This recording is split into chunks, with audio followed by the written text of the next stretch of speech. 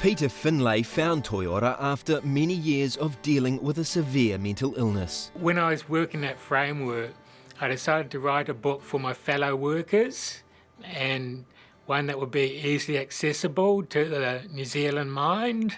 So I wrote a book in two halves. After I came back from Christchurch, we had a new teacher. I said to her, I've got this book I'm trying to get published. And she said, oh, well, there's a fund that you could apply to. Applications close on Friday, and only organisations can apply for a grant. Individuals can't apply.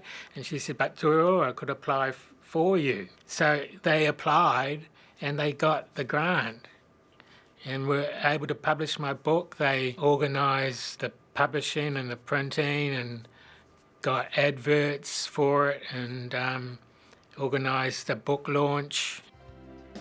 Blue Messiah is Peter's story of his life with schizophrenia. The first half of the book is about being arrested and taken to Lake Alice and my experiences there, the people I met and just what the environment was like. It's a look at the old style of mental health. In the book I describe it, I was just running around the place, acting on impulse, spending all my money, and then I went home to Edgecombe again. And I assaulted my parents. That was the first time I got put in a mental hospital. And Lake Alice had the reputation of being the worst hospital in New Zealand.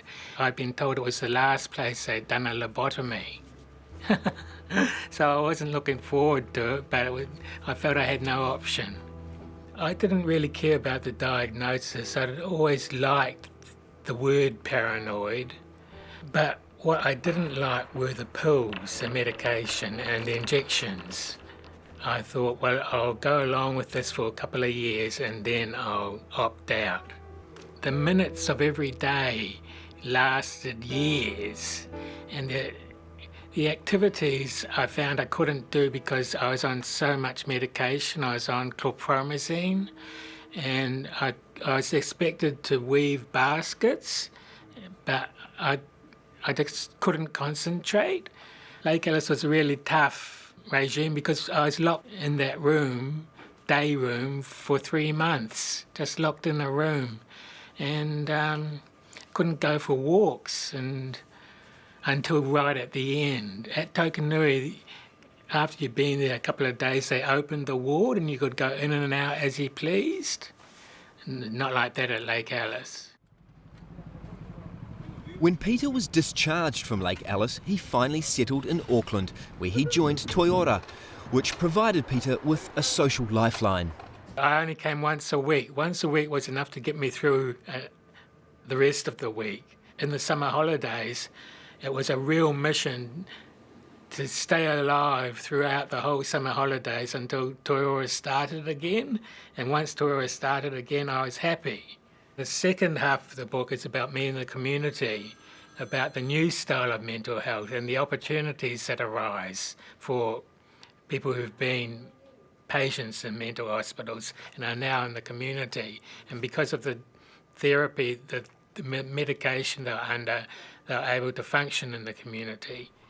And the medication gets better as the years go by. At first my brain was clouded by the drugs, but I got put on olanzapine and I felt that my brain could handle work more, so I went back to university. I'm going to keep on writing and entering competitions and trying to get my name out there.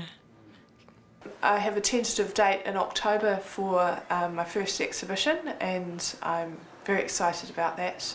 I've had parts of group shows with Toi Ora, but this is exciting because it's just me. At this point, I'm fairly naive about the process of putting together an art exhibition. I'm envisaging quite a bit of work. I know that I'll be supported to do this by people at Toi Ora, and it's my intention that I'll learn a lot from it. This one in particular gave me the idea of that I could combine fabric and stitching into canvas, because I actually started working things through, not just gluing them on, but making it an integral part of the canvas.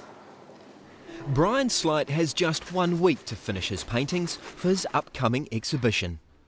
Another one's The title of the exhibition is called Exorcism, and it means basically to exorcise the past and replace it with the new spirit. This is the new beginning for me. Tricia Hall's first solo exhibition is in 2 days' time, and she's working hard. Often in my art and text, I will reverse letters as a way of slightly confusing the reader. I think I called this one the opposite of anger, sort of playing with the idea of words. We don't expect things to be written backwards or upside down, just making things slightly subversive, so to speak. Anger is something I've struggled with. I don't find it easy to express anger, and I guess art is a safe way to do that. Tricia is excited and a little apprehensive as her first show is about to open. Opening's sort of less than an hour away now. Hoping some people will come and have a look and enjoy all the hard work that's gone into making this happen. It's been a long-term ambition to do a solo show, so this is all coming into place, which is quite pleasing. A place like Toi Ora offers something to look forward to. Sometimes it's about finding something outside of yourself to become a part of your journey. If you have an interest such as the arts or music, a place like Toi Ora can foster that interest and help you to begin to see it grow back. I really like this one. Yep. Unfortunately, it's all sold, that one, I'm afraid. Yeah, I'm sorry about that. So I've got these ones in here, which are the reverse image. That is the white on black. Do you like that one? Yeah, I do actually. Tricia's exhibition has been a real success, and she has now sold her third piece of artwork. It's always fascinating how every show is very different. I think Trish does a really fantastic job, and preparation towards this has been really meticulous, and that shows in the end result, and also just the support we've had from friends and community in the sector. It's very satisfying. It's good to kind of see it all come together. The culmination of a lot of work, and that's a little bit extra cherry on the cake, so I'm pleased. So we're getting this one. Congratulations, Tricia. Yay! Well on his way, but still under Toi Ora's umbrella, is Brian Slight, who is putting the finishing touches to his exhibition with just 3 days to go. Hey Brian. Hey. God, I appreciate this work, eh? Oh well, it's thank you. All part of the job. Yeah, that's what we do. Oh, I bet it's more than a job. I'm exhausted and exhilarated. It's just an emotional time. You know, from here, the workshop, and then you go into the creative retail space. It's a totally different environment. So you've got to change hats from being an artist to a salesperson. And you've got to keep going with the steamroller of progress. It's an evolutionary process, so yeah, while I'm still breathing, it's still coming out. On the day before Brian's exhibition at the Tikaranga Gallery, things have finally come together. Great, Brian. Yeah. The last piece. Oh, you grab one end. All right. Okay. 1, 2, 3. For Brian, the hardest part is putting the price on his artwork. There's just two of those, so they're 9,918 or 12.50 for the two. With just over an hour to go to the official opening of his art exhibition, Brian's decided to do some cleaning to help calm his nerves. Beyond tired. It's just like tonight's the culmination of it all. I'm sort of trying to keep the excitement side of it down a little, but it's high excitement as well. Does it not show?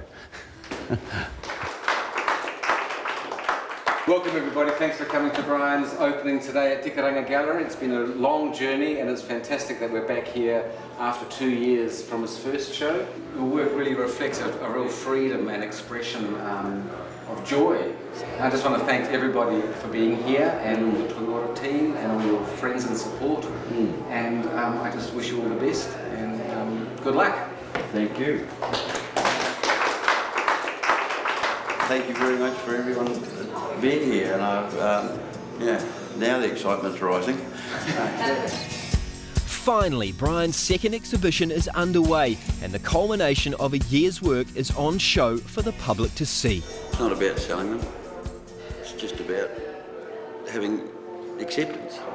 The money comes after you do the thing you love, and that's all I'm trying to do, is pursue something that I love to do and touch other people in a spiritual dimension that I hope gives them a quiet happiness.